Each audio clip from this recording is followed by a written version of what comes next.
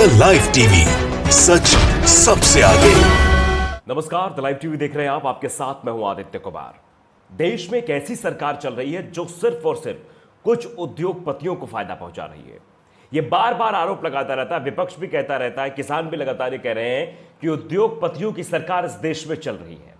और यह अब सच धीरे धीरे सामने भी आ रहा है। अडानी पोर्ट पर जिस तरह से 3000 किलोग्राम ड्रग्स पकड़ा गया, इससे यह साबित होता है कि कैसे इतनी बड़ी संख्या में इतनी बड़ी खेप पकड़ी गई है। जरूर इसमें मिलीभगत रही होगी अडानी की, जरूर इसमें उद्योगपति की मिलीभगत रही होगी। यह बात अब सिद्ध हो रही है, क्योंकि ड्रग्स की तस्करी से एक जनसत्ता पे एक आर्टिकल छपा है, वो पढ़ के आपको बता देते हैं कि ड्रग्स की तस्करी से अडानी पोर्ट को भी होता था फायदा। क्वेश्चन मार्क लगा हुआ है। कोर्ट ने दिए जांच के आदेश। कोर्ट ने यह जांच के आदेश दिए हैं कि इस ड्रग्स की तस्करी के पीछे अडानी का पूरा हाथ था। अब बताइए, पोर्ट पर इतनी बड़ी मात्रा में ड्रग्स आ जाना, उसके बाद ड्रग्स के ये कह दे रहा उधर से कि नहीं, हमें तो जानकारी नहीं थी। यह साफ साफ साबित होता है कि ड्रग्स की बड़ी खेप पहले भी आ चुकी है और इससे लगातार प्रॉफिट कमा रहा था अडानी पोर्ट। यही वजह है कि अब जब पकड़े गए हैं, क्योंकि चोर जब पकड़ा जाता है तो यह कहता है कि नहीं नहीं साहब, हमने एक ही बार चोरी की है। लेकिन आप जानते हैं कि चोर तो पकड़ा तो एक ही बार जाता है, लेकिन उसकी चोरी कब से चल रही है यह बात दर्शाती है। तो लगातार यह पूरा आर्टिकल पढ़ के आपको सुना दे। न्यायाधीश ने यह भी कहा कि डीआरआई द्वारा हेरोइन की जब्ती ने कई मुद्दे उठाए हैं जिनकी जांच की जानी चाहिए, जिसमें यह भी शामिल है खेप को पंजीकृत और मुंद्रा अडानी पोर्ट गुजरात में क्यों उतारा गया, जो कि विजयवाड़ा आंध्र प्रदेश से बहुत दूर है। पास में चेन्नई बंदरगाह भी है। तो ये आखिरकार अडानी पोर्ट पर क्यों आया? क्योंकि ये सब मिली भगत थी, सब ये मिली हुई साजिश थी, इसीलिए ऐसा हुआ है। गुजरात में narcotic drug and psychotropic substance के लिए एक विशेष अदालत ने राजस्व खुफिया निदेशालय यानी डीआरआई को यह जांच के लिए निर्देश दिया है कि क्या मुंद्रा अडानी पोर्ट, उसके प्रबंधन और उसके प्राधिकारियों को 2990 किलोग्राम हेरोइन के आयात से कोई लाभ हुआ है।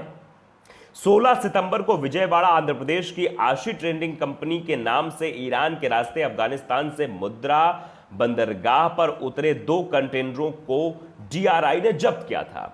द इंडियन एक्सप्रेस के पास अदालत के आदेश की प्रति है। इस बारे में जानकारी के लिए मुंद्रा अडानी के मुख्य कार्यकारी अधिकारी को भेजे गए ईमेल का कोई जवाब नहीं मिला है। ईमेल भेजा गया इस बारे में कि क्या भाई, कैसे यहां पे उतारा गया, क्या कुछ पूरा मामला, इस पर जवाब दिया जाए, लेकिन कोई जवाब तलब नहीं किया गया है। अतिरिक्त जिला न्यायाधीश सीएम पवार द्वारा 26 सितंबर को पारित आदेश में कोयंबटूर निवासी एक प्रमुख आरोपी राजकुमार पी और प्रमुख आरोपी जिसने भारतीय कंपनी और एक ईरानी निर्यातक के बीच सौदे की दलाली करने के लिए व्हाट्सएप का इस्तेमाल किया था कि रिमांड अर्जी पर सुनवाई करते हुए कहा कि यह जांच की जानी चाहिए कि मुंद्रा अडानी पोर्ट के प्राधिकरण अधिकारियों की क्या भूमिका है, जबकि इस तरह की खेप, इस तरह के जो कंटेनर हैं को विदेश से भारत भेजा या आयात किया गया और मुंद्रा अडानी पोर्ट पर उतारा गया, और कैसे प्रबंधन प्राधिकरण और अधिकारी मुंद्रा अडानी बंदरगाह पूरी तरह से अंधेरे में था। यह बड़ा सवाल है कि कुछ पता ही नहीं अधिकारियों को, मेल किया जाता है, जवाब नहीं दिया जा रहा है। और मुंद्रा अडानी बंदरगाह पर ऐसी खेप के आयात से तथ्य बेखबर थे जिसमें लगभग 2990 किलोग्राम की प्रतिबंधित हेरोइन मिली। और क्या मुंद्रा अडानी पोर्ट, उसके प्रबंधन और उसके प्राधिकरण ने इस तरह के आयात से कोई लाभ प्राप्त किया है? ये कई सारे सवाल अपने आप में खड़े हो गए। इसके साथ ही साथ डीआरआई को यह एक अदालत ने कहा कि विदेशी देशों में और मुंद्रा बंदरगाह पर ऐसे कंटेनर और खेप की स्कैनिंग और जांच के लिए तौर तरीकों और प्रक्रिया की जांच के लिए कहा है। जब कहा गया था कि खेप कंटेनर को विदेश से भारत भेजा और मुंद्रा अडानी बंदरगाह में उतारा गया। न्यायाधीश ने यह भी कहा कि डीआरआई द्वारा हेरोइन की जब्ती ने कई मुद्दे उठाए जिनकी जांच की जानी चाहिए, जिसमें यह शामिल है कि खेप को पंजीकृत और मुंद्रा अडानी पोर्ट गुजरात में क्यों उतारा गया, जो कि विजयवाड़ा और आंध्र प्रदेश से बहुत दूर है। विजयवाड़ा के चारों ओर दूसरे बंदरगाह से चेन्नई बंदरगाह पास में है, तो वहां पर क्यों नहीं उतारा गया? क्यों अडानी पोर्ट पर ही उतारा गया? यह बड़ा सवाल खड़ा हो रहा है। और यह सवाल है कि आखिरकार इससे किसको फायदा हो रहा है। निखिल रॉय है जो इस पर ट्वीट करते हैं, इसी खबर का पोस्टर डालते हुए जनसत्ता की जो खबर है कि ड्रग्स की तस्करी से अडानी पोर्ट को क्या फायदा हुआ है, कोर्ट ने इस पर जांच के आदेश दे दिए हैं। निश्चित ही सेटिंग होगी, ये बात निखिल राय ने रखी। बिल्कुल ये सच भी है कि सेटिंग के जरिए ही दूसरे बंदरगाह के बजाय अडानी पोर्ट पर यह पूरी खेप उतारी गई और अधिकारी मेल जब किया जा रहा है कोई जवाब नहीं दे रहे। तो यह साफ साफ समझ में आता है इतनी बड़ी खेप आ जाना और पोर्ट के अधिकारियों को पता ना होना संदिग्ध है।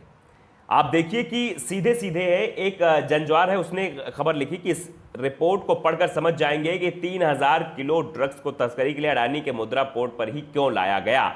यह बाकायदे लिखा गया है। अडानी पोर्ट जिस 3000 किलो ड्रग्स को 30 से ज्यादा कंटेनर में तस्करी होनी थी उसे सिर्फ 2 कंटेनर में लाया गया, तो फिर पोर्ट की मिलीभगत कैसे नहीं, यह बड़ा सवाल खड़ा होता है। जो 30 मतलब ज्यादा कंटेनर में होना चाहिए वो 2 कंटेनर में था। यह बात उठाई गई है। एक लिखा सीधे सीधे गया है कि यह देश ही नहीं बल्कि दुनिया में पकड़ी गई सबसे बड़ी खेप है। सोशल मीडिया पर सवाल उठाए जा रहे हैं कि पोर्ट वर्तमान केंद्र सरकार के सबसे चहेते बिजनेसमैन में से एक गौतम अडानी के अधीन है। ऐसे में बिना अडानी की मिलीभगत से ऐसा हो नहीं सकता। यह बिल्कुल जायज सवाल है। हालांकि अडानी समूह की तरफ से जारी स्टेटमेंट में दावा किया गया है कि पोर्ट के रखरखाव की जिम्मेदारी बेशक हमारे समूह के पास है, लेकिन वहां पर चेकिंग के करने का अधिकार सरकारी एजेंसियों का है।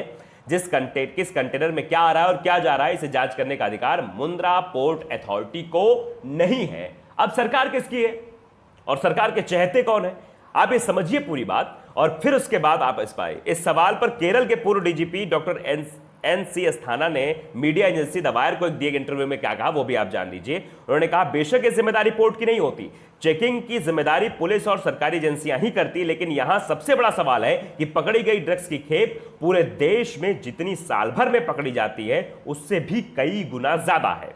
वो ये भी बताते हैं कि साल 2019 में देश भर में कुल करीब 2500 किलो ड्रग्स पकड़ी गई थी। उससे पहले करीब 1500 किलो पूरे देश में ड्रग्स जब्त हुई थी, लेकिन मुंद्रा पोर्ट पर पकड़े गए ड्रग्स का वजन 3000 किलोग्राम है, यानी 2 गुना लगभग, वो भी सिर्फ 2 कंटेनर में मात्रा पकड़ी गई है। उन्होंने सवाल भी उठाया कि किसी भी चीज की तस्करी करने वाले कभी भी एक साथ इतनी भारी मात्रा में इतनी कीमती ड्रग्स की खेप नहीं ले जाते, क्योंकि इनको पकड़े जाने का डर हमेशा बना रहता है। इसके बजाय तस्कर हमेशा छोटे छोटे पोर्ट पर तस्करी करते हैं।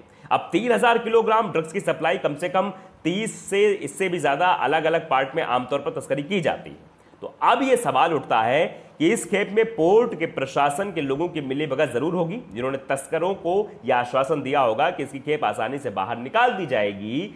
इस भरोसे पर बड़ी खेप आई होगी, लेकिन यह पकड़ी गई, लिहाजा इस पूरे मामले में सिर्फ जिम्मेदारी नहीं होने की बात कहकर पल्ला झाड़ लेना सही नहीं है। इससे बड़े पैमाने पर जांच होनी चाहिए। तो कोर्ट ने जांच के लिए आदेश दे दिया। कई सारे सवाल हमने आपको बताए भी कि जो उठाए जा रहे हैं। इतनी बड़ी खेप, कोई भी तस्कर इतनी बड़ी खेप एक साथ नहीं भेजता है।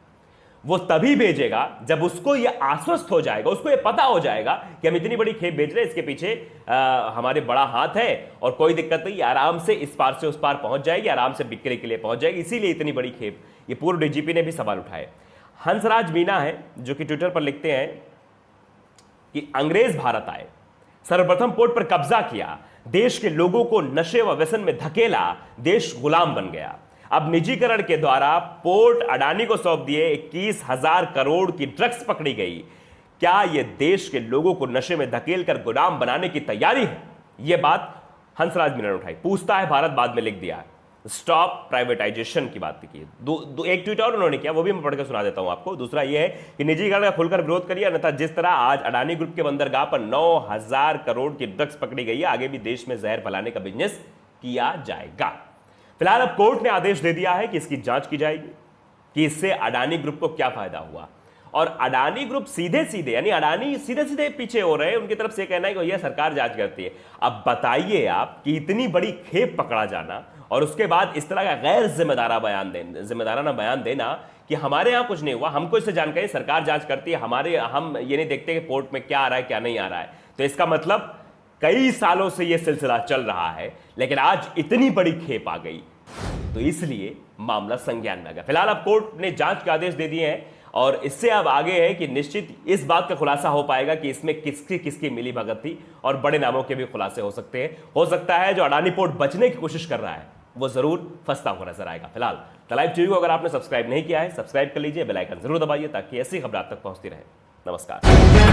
द लाइव टीवी, सच सबसे आगे।